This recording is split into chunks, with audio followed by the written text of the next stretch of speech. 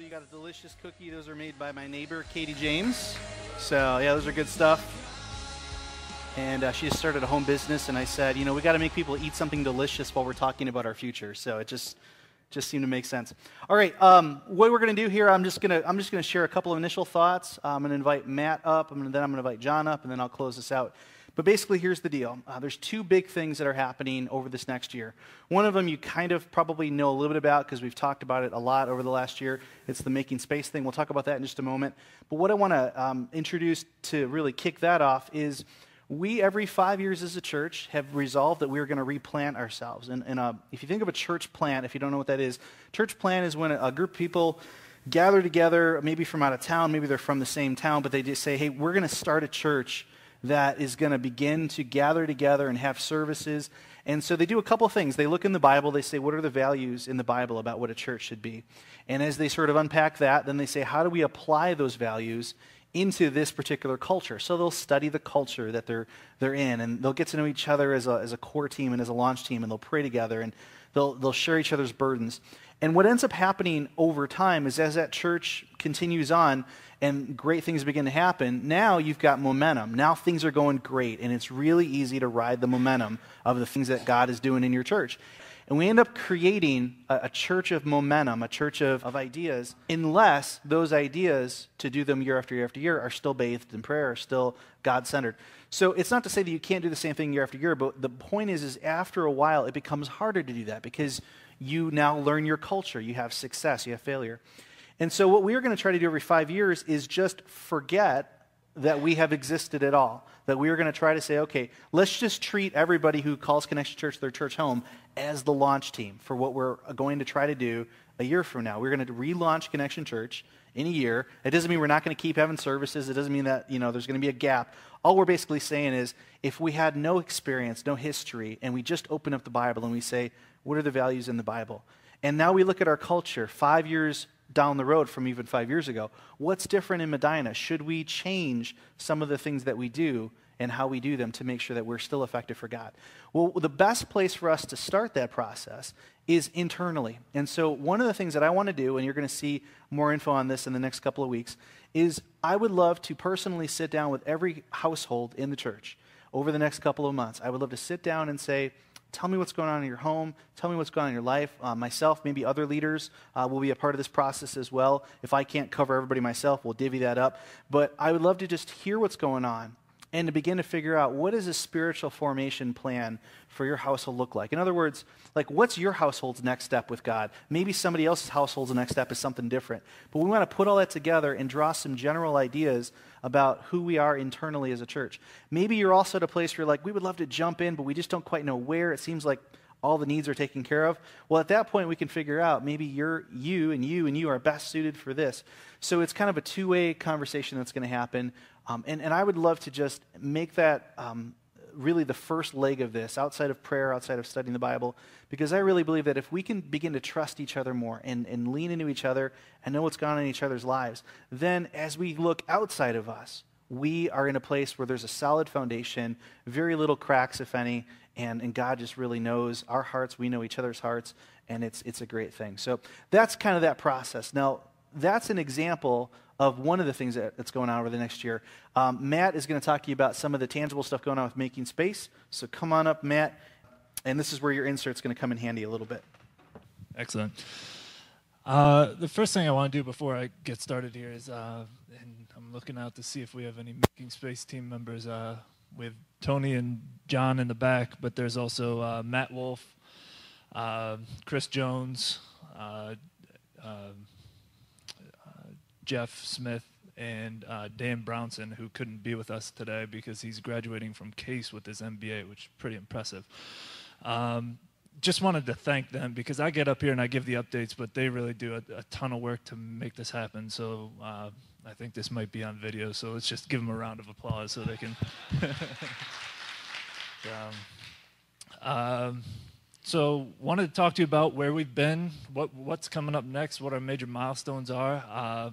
The last time I talked to you, we were talking about the Demise Wall campaign and kind of how we fell a little bit short of the goal. So that's listed out there. We had a goal of $24,000 to raise for that campaign. We came in about $16,000, short about $7,700, but through our work with our contractor, we were able to save some money. So we're moving forward with that phase. We've got all the materials built, we got all the materials purchased, and they're sitting over there. So we're ready to put up that wall. To date, we have raised $45,000 for this project, and that's awesome. We've spent a little bit of that, so our current balance right now is $35,000. We've selected our general contractor. We introduced him to you last week. Jim Nova is what I'm going to call him, because if I try his full name, I'm going to butcher it. It's an awesome relationship because he's a man of God, and he's doing this for the right reasons, and it's an exciting relationship that we have there. So he's quoted all the trades. We've worked on a project timeline with him and a budget. So we've got two major milestones for that budget. So the first milestone is to create the new space. We're taking that wall 30 feet over, so everything that's going to be built on that side, we're going to do that in phase 1. And then phase 2 is our renovation and combination. So we're going to come in here and not gut the whole thing, but basically reconstruct a lot of things in here, point the service that way so that we've got a bigger congregation hall, and redo the classrooms over there so we have more relational space, which I'm excited about, which I'll talk about awkwardly later. We basically have two ways that we can accomplish these goals. So the first one is to continue on the trends that we're on right now. So raising $16,000, that was about $2,700 a week. So if we continue on that trend, the dates that we'll hit for that first phase will be done on October 1st. For that second phase, we'll complete by January 1st. So that means everything will be done. We'll be in our new area by January 1st, and that's exciting. There's also a second timeline. So we kind of got together and ran some numbers. So we said, all right, what can we accomplish? So what can we do if we kick it up an extra notch in our giving for the Making Space campaign? And based on a little bit higher, so instead of $2,700 a week for this first phase, we really get after it, and we raise $4,200 a week. And that's to hit that major milestone of putting up that first phase, because that's probably the most expensive phase. And then beyond that, we'd raise $3,000 a week to finish it up.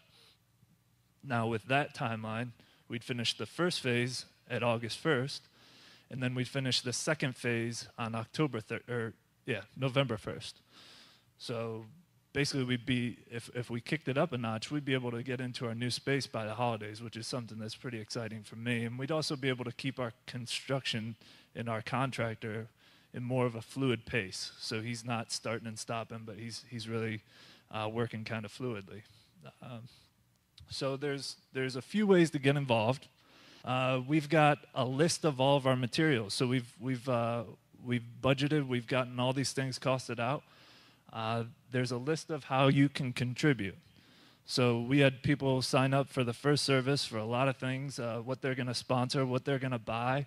You can sign up for it as well. It's a good way to see how you're tangibly contributing to this project.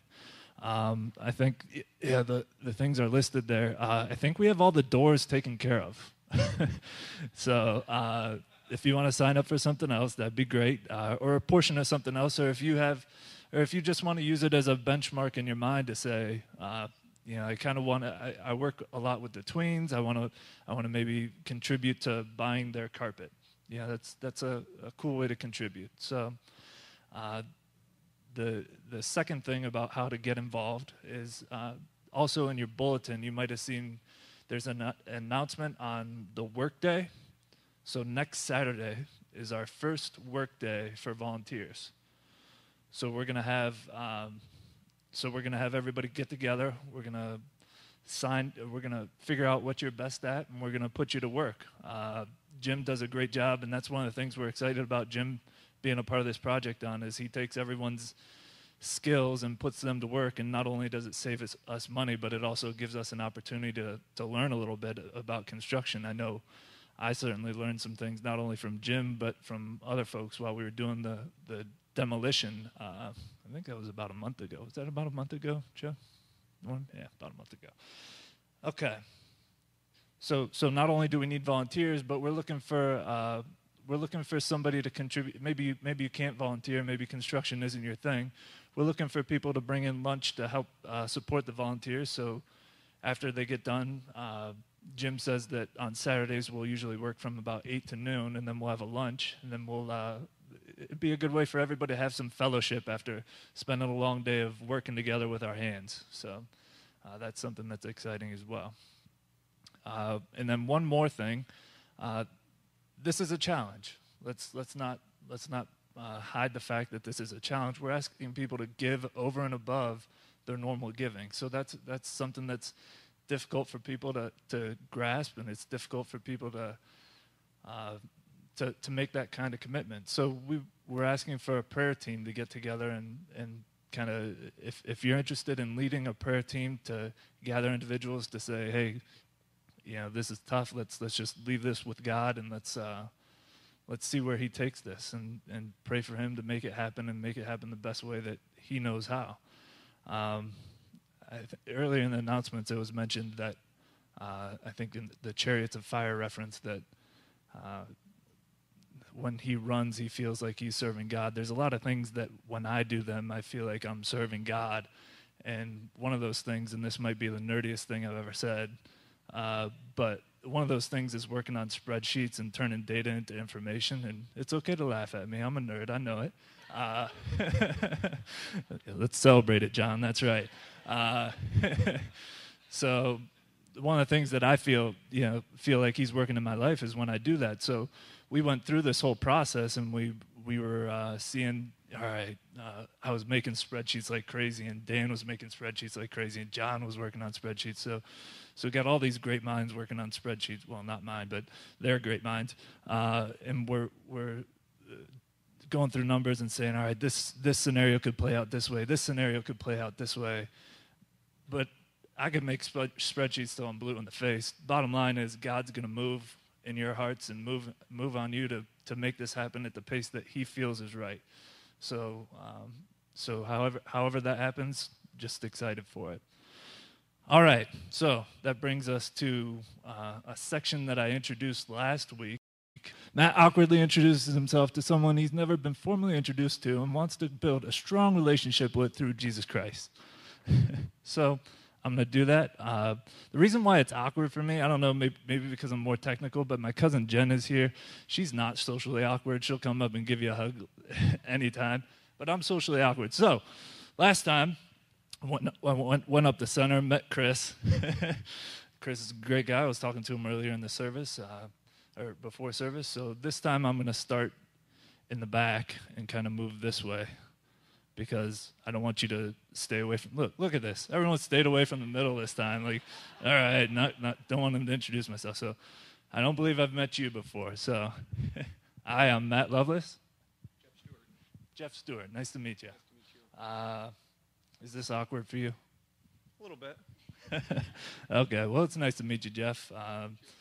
Would you be open to pursuing a relationship with me through Jesus Christ where we kind of learn together and grow together? Yes. Awesome. That's cool. There you go. Bam. All right. Stuff like that. I mean, this whole process, as we're getting into it, it's really, we're going to try to personalize it.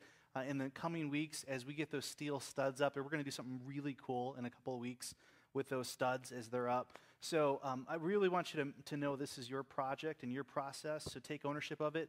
We learned a couple of things, and just so you know, I stay out of this as much as I can, but generally speaking, we had about 46 people who gave to this project beyond our normal church offering. So if more people, if you haven't yet jumped into that, if that's you, then the project between the two timelines we picked can really pick up, and we can really do a lot faster. The timeline of this project is really in your court.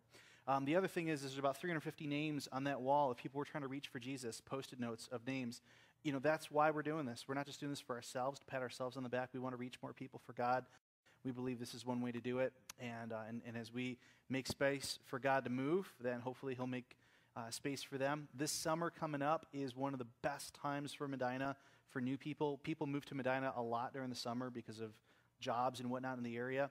And I want to just ask you just a simple question. If you showed up on a Sunday morning, you come in into service, and yet I'm sitting at home going, I don't know if I want to go in and preach a sermon today. I'm really just not feeling it. It was a nice day out. I think I'm going to go fishing today. Like, you guys would feel it. That would be a weird church service. You'd be like, where's the pastor? He didn't feel like coming today, right?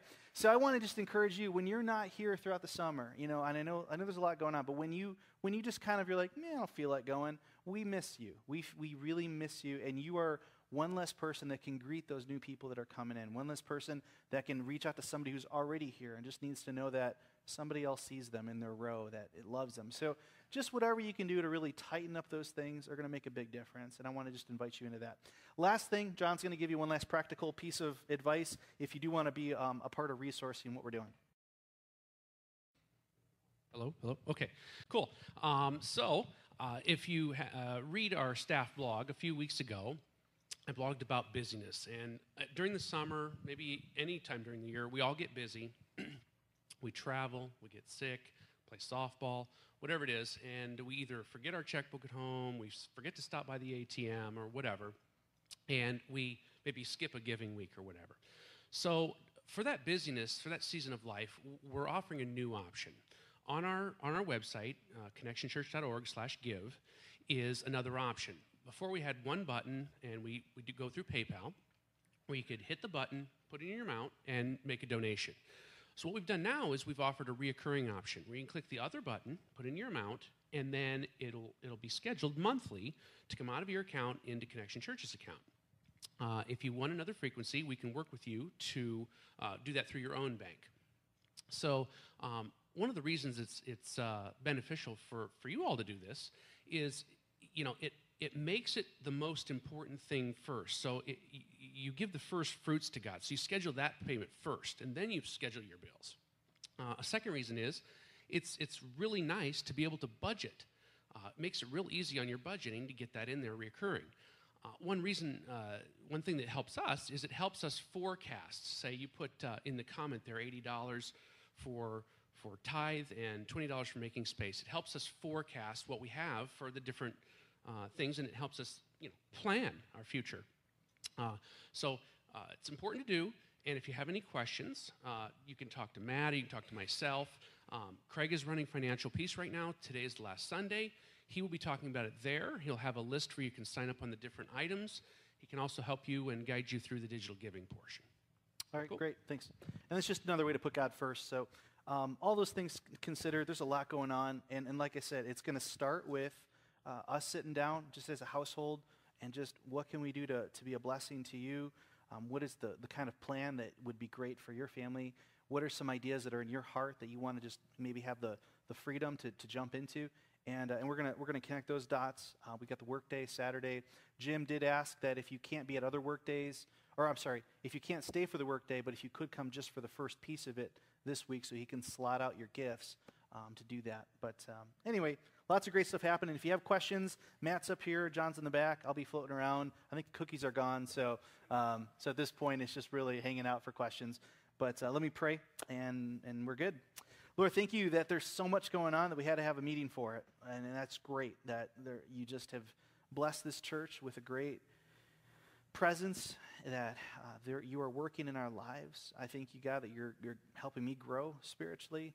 You're helping us all to take our next step with you. And I pray that as we look down the road, that we wouldn't just ride momentum, but we would follow you. Show us what the difference is. Show us, even today, as we hear these options, that we don't just walk away and make a gut decision, but that we would lean into you and ask you how you want us to take ownership, how you want us to be a part of what you're doing here in Medina. I pray that you will let the burdens that we've carried all week that belong to you, Lord, help us to leave those at your feet today.